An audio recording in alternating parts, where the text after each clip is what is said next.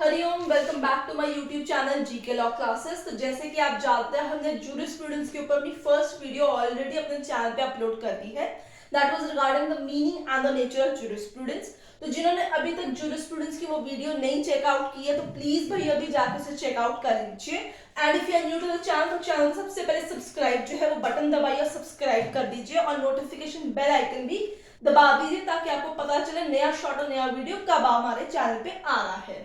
So as you all know कि jurisprudence एक बहुत ही फेयरफुल सब्जेक्ट है, तो उस फेयरफुल सब्जेक्ट को नॉन फेयरफुल करने के लिए ही बेसिकली मैं आपके लिए एक कंसाइंस फॉर्मेट के अंदर जूरिस्प्रूडेंस के लेक्चर्स लेके आ रही हूँ।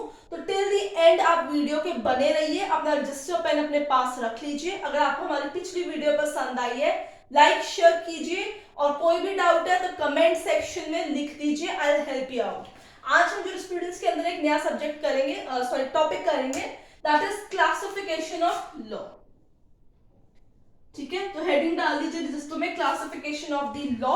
और चैनल को फिर से कह रही हूँ भाई, सब्सक्राइब कर लीजिए बहनों भाइयों, सब्सक्राइब कर लीजिए, because it is very important for you all those who are preparing the law government competitive exams की आप हमारे चैनल को सब्सक्राइब कर लीजिए ताकि आपको नई नई लॉ की वीडियोस मिलती रहे और आपकी प्रिपरेशंस A1 चलती रहे। तो आइए शुरू करते हैं क्लासिफिकेशन ऑफ लॉ के अंदर। Classification of law has to be started under 3 different heads.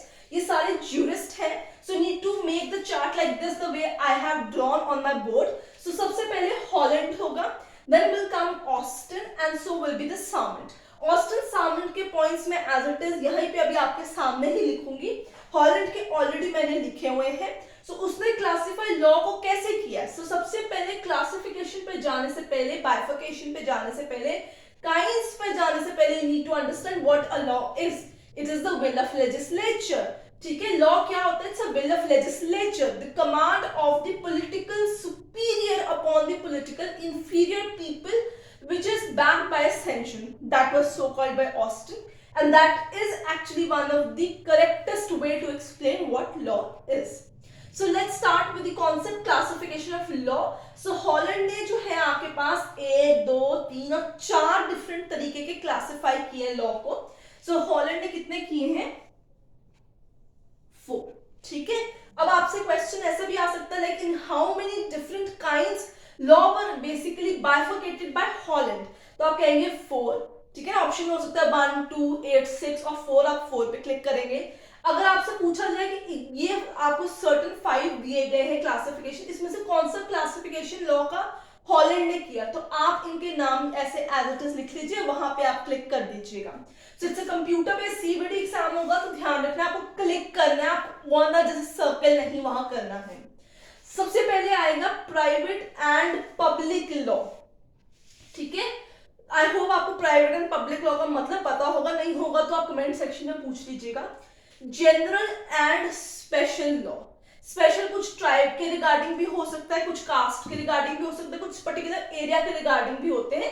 General as it is whole territory of India पे ही अप्लाई होते हैं। सब्सटैंटिव प्रोसीजरल लॉज, आपको पता है हमारे CRTC जैसे वो प्रोसीजरल लॉ, इसमें प्रोसीजर एक्सप्लेन किया जाता है कि हम विक्टिम को रिड्रेस है उसको कैसे दें, अक्यूज को कैसे गिल्टी प्रूफ करके उसको पनिशमेंट दें या रेट्रीब्यूशन करें या उसको रिफॉर्म करें। रादर रेट्रीब्यूटिव हमारा प्रोसेस है ही नहीं, हमारा रेफॉर्मेटिव पे ही ज्यादा ध्यान रहता है।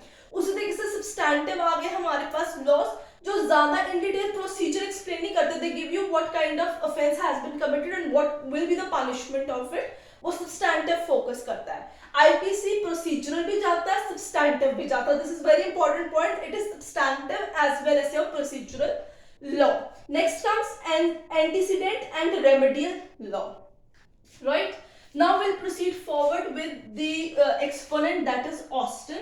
तो ऑस्टिन ने जो है 3 तरीके से बेसिकली क्लासिफाई किया है लॉ को। तो आइए देखते हैं वो 3 तरीके कौन से हैं। सबसे पहले आता है डिवाइन लॉ। ठीक है, आगे मैं जब स्कूल ऑफ आपको एनालिटिकल स्कूल पढ़ाऊंगी जिसमें ऑस्टिन उसका मेन एक्सपोनेंट है, तो उसमें आपको काफी कॉन्सेप्ट जो है क्लियर हो जाएंगे। दूसरा है ह्यूमन लॉ। ठीक है ना, law is the will of the legislature. Legislature में हमारे द्वारा जो इलेक्टेड मेंबर्स है वो बैठते हैं। और थर्ड कैटेगरी आती है पॉजिटिव मोरालिटी। इनका मतलब हम इसके स्कूल में ही जाके समझेंगे। फॉर नाउ आप ये पॉइंट्स लिख लीजिए, that is it for you to know कि ऑस्टिन ने कैसे जो है क्लासिफाई किया था अपने लॉ को। आगे बढ़ते हैं और चलते हैं अपने अगले एरिया की तरफ, दैट इज सामंट। अब सामंट जो है इन्होंने 1 2 3 4 नहीं बल्कि 9 तरीके से लॉ को क्लासिफाई किया है। ठीक है, इस पे क्वेश्चन आता है कि सामंट ने कितने तरीके से लॉ को क्लासिफाई किया है। ये प्रीवियस ईयर यूजीसी नेट का क्वेश्चंस आ चुके हुए हैं, so need to remember 9 different kinds of law उसने एक्सप्लेन किए हैं। तो आइए शुरू करते हैं। चलते सबसे पहले क्लासिफिकेशन की तरफ, दैट इज इंपेरेटिव। ठीक है, पहला हो गया इंपेरेटिव लॉ, दूसरा हो गया साइंटिफिक लॉ। ठीक है, तीसरा हो गया नेचुरल लॉ, चौथा कन्वेंशनल। ठीक है, पहला हो गया इंपेरेटिव लॉ, दूसरा scientific, third natural law, fourth conventional law, fifth आपका कस्टमरी लॉ। ठीक है, सिक्स्थ आपका कौन सा होगा, टेक्निकल लॉ। मैं इधर ही आगे लिख देती हूं। ठीक है, सिक्स्थ होगा आपका टेक्निकल लॉ। ठीक है, first imperative, second scientific, third natural, fourth conventional, fifth customary and sixth is your technical law as per the classification of law so stated by Salmond. Sixth के बाद आता है सेवेंथ। ठीक है, इंटरनेशनल लॉ, INTL। जिन्होंने अभी तक मेरी पब्लिक इंटरनेशनल लॉ की वीडियोस और शॉर्ट्स हमारे चैनल पे नहीं देखी, जाके देख लीजिए, वहां मैंने बार बार इंटरनेशनल के लिए INTL शॉर्ट फॉर्म यूज किया है। आप भी इसे यूज कर सकते हैं for writing international in your exams, क्योंकि बड़ी बड़ी वो वर्ड बहुत बड़ा हो जाता है। So INTL is your international law. Then comes your prize law. ठीक है, कभी कभी जिन पे हम कब्जे मार लेते हैं हाई सीज के ऊपर, तो वो सारा जो जगह लेते हैं या जो चीजें हम अपने पास कब्जे में लेते हैं वो सारे प्राइज लॉ के बेसिस पे हमारे पास एज अ राइट क्रिएट होता है उनपे। और लास्ट आता है सिविल लॉ। ठीक है, सो सामंट ने हमें 9 तरीके दिए हैं। 6 तक था technical, 7th international law, 8th prize law और 9th है सिविल लॉ हमारे पास। ऑस्टिन ने 3 दिए हैं, divine, human law, positive morality. Holland ने हमें 4 दिए हैं, public, private, procedural, substantive, general, special और एंटीसीडेंट एंड रेमेडी। तो भाई ये है आपका क्लासिफिकेशन ऑफ लॉ। तो ये इन सबको आप पेन डाउन कर लीजिए। तो अगर अभी तक आपने चैनल सब्सक्राइब नहीं किया, मैं फिर से कह रही हूँ चैनल को सब्सक्राइब कर लीजिए, क्योंकि यहाँ पे जितने भी वीडियोस मिलती है वो कंसाइज फॉर्मेट के अंदर आपको दिए जाती है, एकदम कंसाइज, क्रिस्प, ब्रीफ वे में इजीली एक्सप्लेन किया जाता है। कोई डाउट है आप मेंशन कर सकते हैं, you are free to ask us. तो आगे बढ़ते हैं, अपने अगले टॉपिक की तरफ चलते हैं। उसमें बस 2-3 पॉइंट्स है, like it's Chhotu kind of a concept. आप इस सबको पॉज करके अभी ही वीडियो पेन डाउन कर लीजिए। वैसे तो वीडियो अपलोड हो जाएगी, फिर आप जितनी मर्जी बड़ी जाके इसे पॉज करके पेन डाउन कर सकते हैं। आई होप आपको क्लासिफिकेशन ऑफ लॉ का कॉन्सेप्ट समझ आ गया होगा। आगे चलते हैं अपने अगले छोटू टॉपिक के ऊपर। मैं इसको रब करने वाली हूँ, कोई रह गया है तो लिख लीजिए, लाइक और शेयर कर दीजिए।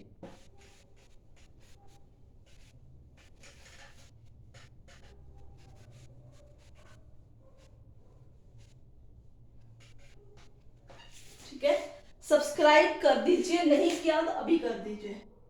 ठीक है, अगला टॉपिक होगा सोर्सेज ऑफ लॉ। ठीक है, what will be another topic, sources of law. Law का मतलब पता है, हम सोर्सेज की बात करेंगे। यूजुअली जो है आज के टाइम पे, चाहे म्यूनिसिपल लॉ हो, इंटरनेशनल लॉ हो, हम 3 तरीके के सोर्सेज ऑफ लॉ को हमेशा कंसिडर करते हैं। Number 1 is custom, number 2 is precedent. I just rub it up, आप स्पेलिंग ठीक करती हूँ आपके लिए। It's precedent, right? So precedent.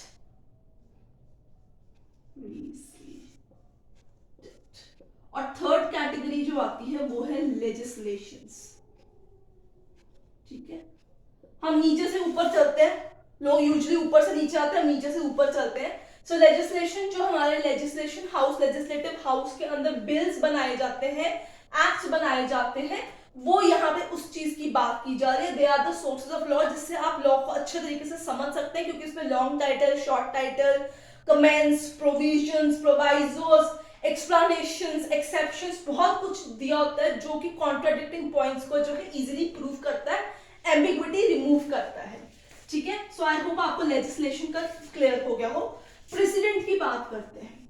President माने जज मेड लॉ, आम भाषा में हम कहते हैं प्रेसिडेंट माने कोई ऐसी सीनियर जज ने, सीनियर कोर्ट जज ने कोई ऐसी बेसिकली बात कही है जो आगे चल के जूनियर कोर्ट्स के लिए बाइंडिंग प्रूव हो जाती है, कोई ऐसी रूलिंग पास किया which turn out to be binding on the lower courts by the high court, तो हम उसे प्रेसिडेंट कहते हैं।